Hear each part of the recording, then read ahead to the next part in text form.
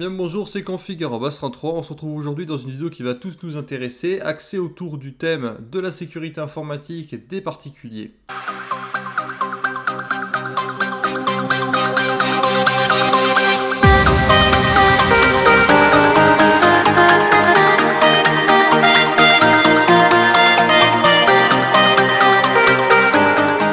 Si j'ai souhaité réaliser cette vidéo, c'est dans un premier temps pour vous sensibiliser aux risques et aux enjeux qui existent aujourd'hui dans la cybersécurité d'un particulier. Même chez vous, à partir du moment où vous êtes connecté à Internet et que vous avez derrière des actifs, que ce soit des ordinateurs, des tablettes, des équipements connectés, eh bien vous êtes vulnérable à d'éventuelles attaques.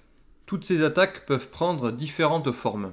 Les plus connus sont les attaques par programme malveillant, c'est-à-dire que c'est un programme qui va arriver dans un système d'exploitation afin de l'infecter, de le corrompre et d'en modifier son fonctionnement. Aujourd'hui, il existe différents types de menaces que nous allons énumérer qui s'attaquent directement à nos systèmes d'exploitation présents sur nos terminaux, que ce soit sur des ordinateurs avec les systèmes d'exploitation Windows, Linux ou macOS, ou que ce soit sur des smartphones avec les systèmes d'exploitation Android ou iOS.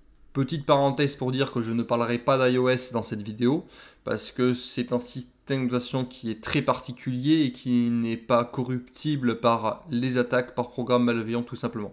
Sans trop rentrer dans le détail, sous iOS, chaque application tourne indépendamment d'une autre et du coup ne peut pas avoir de prise sur une autre application, ce qui évite en fait qu'une application aille en corrompre une autre. Donc à partir de ce moment-là, vu que chaque application tourne de façon isolée d'une autre, eh bien il ne peut pas y avoir de corruption du système tout simplement.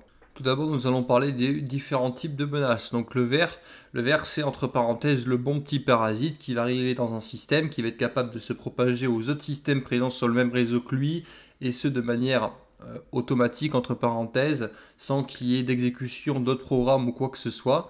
Donc c'est un programme qui peut être assez difficile à détecter de la part de certains antivirus et qui du coup nécessite souvent une analyse de système pour s'en débarrasser. Parlons maintenant d'un type d'infection qui est l'une des plus sérieuses qui existent, il s'agit du rootkit. Le rootkit, lorsqu'il arrive dans un ordinateur, eh bien, il va aller corrompre le secteur d'amorçage du disque dur pour aller s'y installer tout simplement. C'est-à-dire que le rootkit va se charger en amont du système d'exploitation, ce qui le rend très difficile à être détecté. Vient ensuite les malwares. Les malwares, quand on parle de malware, c'est un terme un petit peu générique qu'on utilise, qui décrit en fait l'ensemble de tous les programmes malveillants d'une manière générale, de tous les codes qui sont nocifs pour des systèmes d'exploitation tout simplement. Parlons maintenant des ransomware, appelés aussi rançongiciels en français. Ce sont des programmes qui, lorsqu'ils infectent un système d'exploitation, vont en chiffrer son contenu afin de rendre ces données illisibles par l'utilisateur et d'en demander une rançon. Parlons maintenant des exploits. Les exploits sont des programmes malveillants qui sont conçus pour exploiter une vulnérabilité avérée sur un système ou un logiciel. Parlons maintenant des trojans, appelés aussi troyens ou chevaux de Troie en français. C'est une catégorie de programmes malveillants qui est assez complexe dans son fonctionnement, où son but premier, ça va être d'infecter un système d'exploitation afin de le corrompre en téléchargeant par la suite d'autres programmes malveillants. Attaquons-nous maintenant aux keyloggers. Les keyloggers, ce sont des enregistreurs de frappe qui vont être là pour tout simplement enregistrer tout ce que vous tapez sur votre clavier, que ce soit votre vie, votre biographie ou vos mots de passe. Eh bien, le keylogger, lui, va enregistrer tout ce que vous tapez et l'envoyer à son concepteur. Intéressons-nous maintenant au backdoor, appelé aussi porte dérobée en français. C'est un type d'infection qui est très particulier. La seule chose que fait une backdoor lorsqu'elle infecte un système, c'est il laissait un accès distant à son créateur, tout simplement. De telle sorte à ce que par la suite, l'attaquant puisse l'exploiter à des fins malveillantes, telles que pour y récupérer des données ou y envoyer d'autres programmes malveillants. Pour terminer, parlons maintenant des infections par botnet. Un botnet est là pour corrompre une machine, mais sans que son utilisateur ne s'en rende compte tout simplement. Un botnet, lorsqu'il infecte un ordinateur, va le transformer en ordinateur zombie, afin qu'il réponde aux ordres de son attaquant. Mais l'utilisateur lui-même n'est pas au courant que son ordinateur est infecté, il ne voit pas de signe d'anomalie, des choses comme ça.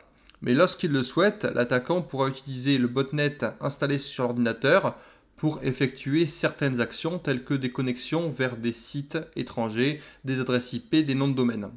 Et c'est là que vous vous dites, oui, mais en quoi ça me regarde, il m'infecte que moi, mais qu'est-ce qu'il va faire de mon PC, qu'est-ce qu'il va bien pouvoir faire? En effet, infecter un seul ordinateur, ça ne représente rien, hein. Voilà, un botnet qui infecte un PC, techniquement, voilà, ça va pas lui être d'une grande utilité. Par contre, lorsque, avec ce même botnet, l'attaquant infecte 1000, 2000, 3000 ordinateurs dans le monde, et que lorsqu'il demande, il utilise la force de calcul et la force matérielle de ces 3000 ordinateurs pour effectuer des requêtes vers un site internet, un nom de domaine, une adresse IP, eh bien cela générera beaucoup de trafic et créera ce que l'on appelle une attaque par déni de service. Voyons maintenant les risques que représentent ces menaces. Dans un premier temps, le plus important, ça va être la perte ou le vol de vos données ou encore de vos identifiants de connexion. Vos photos de famille et vos mots de passe, c'est ce qui vaut le plus cher aujourd'hui sur le dark web. C'est vraiment ce qui est le plus recherché. Donc gardez vos données bien au chaud parce que la première chose que va chercher un attaquant lorsqu'il va créer un programme malveillant, ça va être derrière soit de se faire du bifton, soit de récupérer des informations sur ses victimes. Vient ensuite tout ce qui va tourner autour de l'extorsion d'argent et demande de rançon, que ce soit par un rançongiciel comme je vous l'expliquais précédemment, ou que ce soit via une application qui va s'installer sur votre téléphone Android et qui va envoyer des SMS vers un numéro surtaxé. Parlons ensuite du risque qui est le plus souvent avéré, c'est les infections qui vont causer des dommages sur votre système, le bloquer, planter le système tout simplement, tel que sur un système Windows afficher un blue screen, donc un écran bleu de la mort, des choses comme ça. Ou tout simplement, il y a tellement de merde sur votre machine, tellement de petites merdouilles que votre système en est tellement lent qu'il en devient inutilisable. Et pour finir, l'infection d'autres appareils, tels qu'on l'a vu précédemment, les vers, lorsqu'ils infectent un poste, la première chose qu'ils vont essayer de faire, c'est d'infecter d'autres ordinateurs, car infecter un seul PC, c'est bien, mais en infecter beaucoup, c'est mieux. De même, les ransomware, lorsqu'ils arrivent dans un réseau d'entreprise, des choses comme ça, eh bien, ils vont tenter de chiffrer une première machine, puis se propager sur le réseau et chiffrer toutes les autres machines. Les botnets également sont intéressés par ce mode de fonctionnement-là, car le but des botnets, c'est d'infecter un maximum d'ordinateurs pour que du coup, il y ait un maximum derrière d'ordinateurs zombies. Intéressons-nous maintenant aux méthodes de diffusion des infections. Les emails sont aujourd'hui extrêmement utilisés, que ce soit dans les pièces jointes des emails, tels qu'un faux CV qui en fait renferme un ransomware, ou un email de phishing qui va du coup récupérer vos informations bancaires, ou du moins essayer de récupérer des informations, des mots de passe sur vous, des choses comme ça, ou encore un lien dans l'email vous redirigeant vers un site malveillant ou vous faisant télécharger un programme malveillant, des choses comme ça. Vient ensuite les ressources web ou pages web affectées. Lorsque vous naviguez sur internet par exemple, vous pouvez être amené à cliquer sur un lien et ce lien derrière va vous faire télécharger un programme malveillant dans votre machine, c'est possible. Ou sinon vous cliquez sur un lien et cela vous redirige vers une page que vous pensez être légitime, mais en fait il s'agit d'une page malveillante qui reprend un site internet déjà connu et déjà existant. Et du coup d'ailleurs, vous pensant vous connecter à un site internet légitime, bien vous allez entrer vos identifiants de connexion sur un site malveillant. De même, au travers d'un téléchargement, vous pouvez être amené à récupérer un programme malveillant. Pour des personnes qui ont l'habitude de télécharger sur internet des séries, des choses comme ça, et bien en vous rendant sur ces sites-là, et bien vous pouvez être amené du coup via ces téléchargements-là, récupérer autre chose qui n'était pas prévu, et derrière, vous vous retrouverez infecté. Vient ensuite tout ce qui va être support amovible, donc les clés USB, les cartes SD, les disques durs externes. Ce sont des moyens de diffusion de programmes malveillants qui sont utilisés et qui sont facilement corruptibles. Lorsqu'un logiciel malveillant va infecter votre ordinateur, il peut se propager sur les supports USB qui y sont connectés et vous ne vous en rendez pas compte et vous allez ensuite connecter votre clé USB à d'autres ordinateurs et ainsi propager l'infection. Nous pouvons ensuite parler de failles de sécurité, que ce soit dans un système d'exploitation, que ce soit sur du matériel tel que dans le firmware d'un composant hardware, ou encore dans un logiciel tel qu'une version de Java obsolète. Eh bien, un programme malveillant ou un pirate peut exploiter cette vulnérabilité afin de vous infecter. Une autre infection déjà présente sur votre système peut en télécharger d'autres. C'est un petit peu comme quand vous êtes arrêté au passage à niveau et que vous avez le panneau un train peut en cacher un autre. Et bien là c'est pareil, un malware peut tout en fait en dissimuler d'autres. Vous allez aussi pouvoir être infecté au travers de votre propre réseau local. Comme on l'a vu précédemment avec le ver, lorsqu'un ordinateur est infecté, eh bien, il va essayer de se propager aux autres ordinateurs présents sur le même réseau pour pouvoir faire un maximum de victimes. Et pour clôturer la série, nous allons parler des faux programmes, appelés aussi rogue. Ce sont des programmes qui vont prendre l'apparence d'un programme légitime et fonctionner dans votre système de façon pérenne, pensant que vous avez installé un logiciel d'optimisation. Eh bien, ce n'est pas du tout le cas. Vous avez installé en fait un programme malveillant qui va être là pour effectuer des actions malveillantes, telles qu'un botnet par exemple. Mais aussi, il y a la possibilité de vous être sur un site internet, il y a une petite pop-up qui s'affiche et vous dit « Vous ne disposez pas de la dernière version d'Adobe Reader pour lire vos documents PDF ». Eh bien vous, pensant télécharger la dernière version de votre lecteur de PDF préféré, eh bien vous allez télécharger un rançongiciel qui va arriver dans votre machine et chiffrer toutes vos données.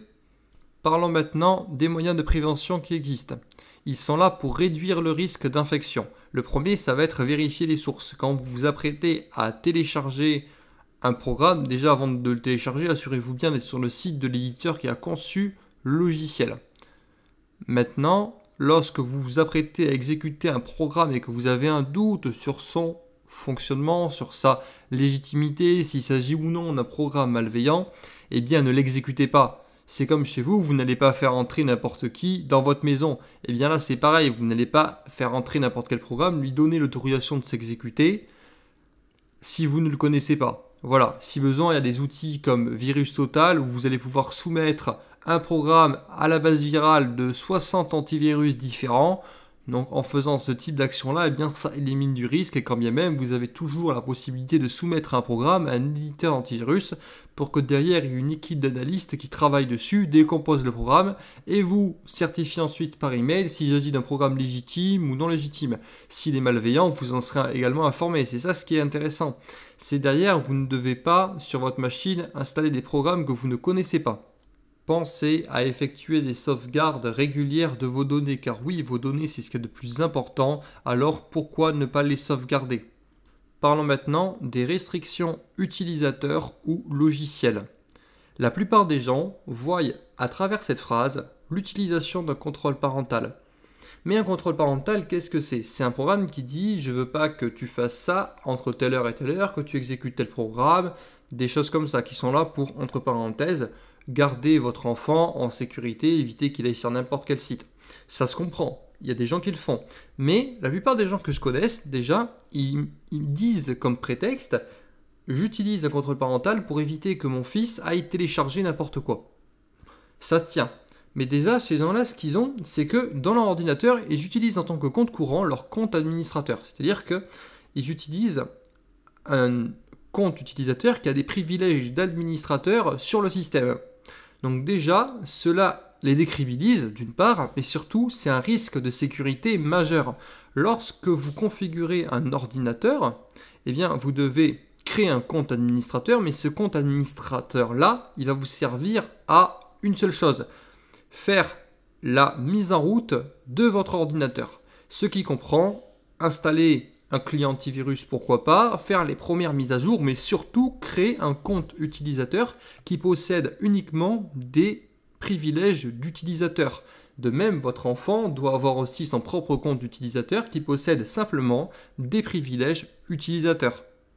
Le fait d'utiliser un compte administrateur et d'exécuter un programme avec un compte administrateur, c'est donner au programme que vous exécutez les privilèges suffisants pour apporter toutes les modifications possibles à votre système.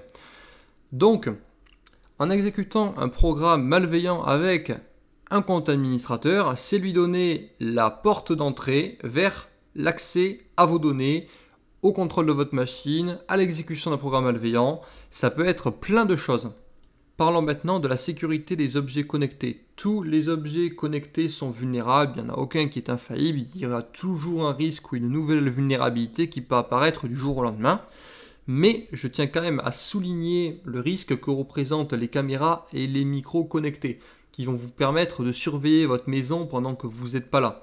Par défaut, on en trouve plein sur Internet et ces équipements-là sont extrêmement vulnérables parce que par défaut, ils vous permettent du coup de certes, vous assurez qu'il n'y a personne dans votre maison, mais ce sont des équipements qui sont soit par défaut mal sécurisés parce qu'il n'y a aucun mot de passe d'accès dessus, ou parce qu'il y en a un, mais c'est un mot de passe qui est bateau, générique, et en plus qui est affiché en clair sur le site de l'éditeur. Ce sont des équipements qui sont du coup vulnérables et qu'il faut protéger. Pour protéger ces équipements, alors soit vous derrière vous changez l'équipement parce que vous connaissez la vulnérabilité et vous le remplacez par un équipement qui ne possède pas de vulnérabilité, mais déjà il faut penser à le sécuriser en y insérant votre propre mot de passe. Mais quand chez vous, vous commencez à avoir plusieurs équipements connectés tels que des box Google Home, Alexa, des choses comme ça, des télés connectées, des frigos connectés, il y a vraiment beaucoup de choses aujourd'hui, et bien pour vous protéger, il existe aujourd'hui des solutions. Donc il y a une solution que j'utilise depuis plus d'1 an, voilà, que j'ai vraiment épuré, il n'y a pas de souci là-dessus. Il s'agit de la box de Bitdefender. Cela agit comme un routeur et un firewall à la fois, et ça va vous permettre que tous les appareils qui sont connectés à la box de Bitdefender soient sécurisés. Donc c'est quelque chose qui était vraiment conçu à la base pour tout ce qui est objet connecté. Cette box est extrêmement intéressante pour plusieurs points de vue. Le premier point de vue auquel je pense, c'est tout ce qui va vous permettre de vous protéger lorsque vous êtes connecté dessus et que vous naviguez sur Internet. Par exemple, vous êtes sur votre smartphone, vous cliquez sur un lien, il s'agit d'un email de phishing et que la box du Bitdefender reconnaît cette URL comme étant malveillante, et bien elle en bloquera l'accès directement, comme un vrai pare-feu d'entreprise, avant même que du coup elle arrive sur votre téléphone. Il y a d'autres fonctionnalités comme l'analyse des vulnérabilités qui est réalisée automatiquement. La box va scanner tous les équipements qui y sont connectés et de même, lorsque un nouvel équipement est connecté, eh bien par défaut, vous en êtes notifié, ça vous dit quel équipement il s'agit. Vous allez pouvoir bloquer l'accès aux équipements que vous souhaitez, c'est-à-dire que vous avez un ordinateur et vous ne souhaitez pas que cet ordinateur ait accès Internet, eh bien vous allez pouvoir couper l'accès Internet de cet ordinateur directement depuis votre interface d'administration.